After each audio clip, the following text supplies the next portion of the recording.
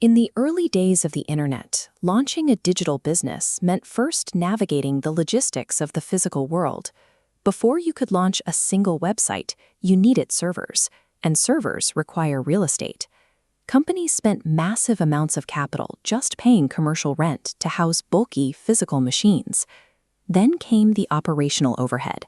Those machines required a constant supply of electricity to run and a 24/7 team of dedicated IT staff just to monitor them and replace failing hardware.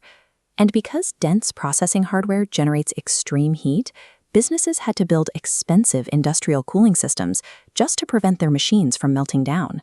Every dollar and hour spent securing, powering, and cooling physical buildings was a resource pulled directly away from actually developing software. But the most stressful part of this physical setup was the capacity trap. Months before a product launch, a business had to guess exactly how much server space they would need. Guess too low, and your website crashes on day one under the weight of customer traffic.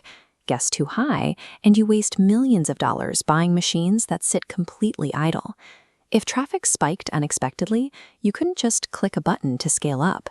You had to order new hardware, wait for shipping, unbox it, and spend days manually wiring it into the network. Traditional IT locked companies into a rigid, slow-moving physical system that simply couldn't keep pace with digital demand. Cloud computing solved this by delivering IT resources like compute power and database storage on demand over the internet. Instead of individual businesses building their own facilities, providers like Amazon Web Services construct and maintain massive, highly efficient data centers. Users simply log in to a web application, select the exact computing power they need, and pay only for what they consume. The physical servers still exist, but the burden of managing them is centralized. Computing transitioned from a physical asset you own into a fluid utility you rent. This system relies on a few core traits. First is on-demand self-service, meaning users can provision resources instantly without waiting for human interaction. Combine that with broad network access, and those resources are available from any device, anywhere. Next is resource pooling and multi-tenancy. Multiple distinct customers are serviced from the same massive physical infrastructure, securely sharing the underlying hardware to maximize efficiency. Then there's rapid elasticity.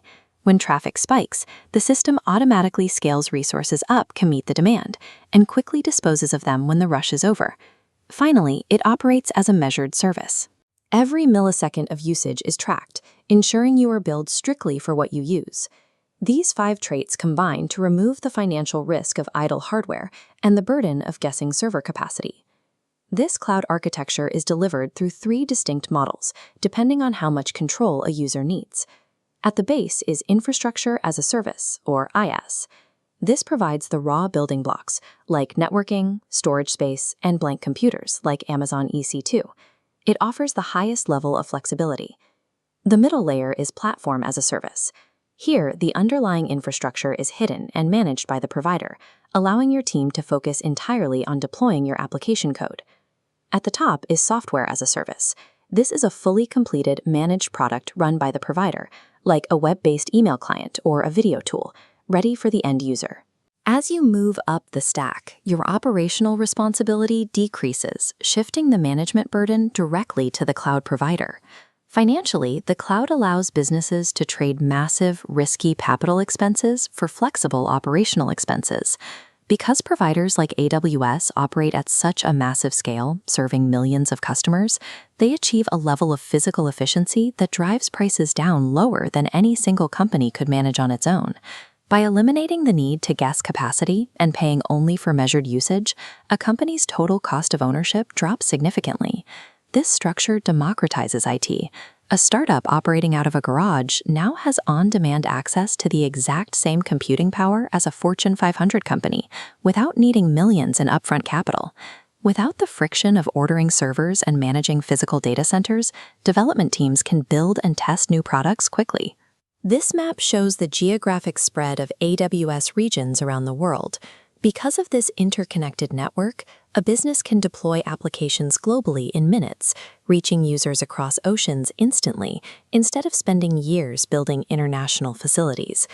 This underlying infrastructure invisibly powers a massive range of industries, from simple website hosting and mobile apps to complex machine learning and global gaming networks. By solving the physical constraints of traditional data centers, cloud computing became the scalable engine driving modern digital development.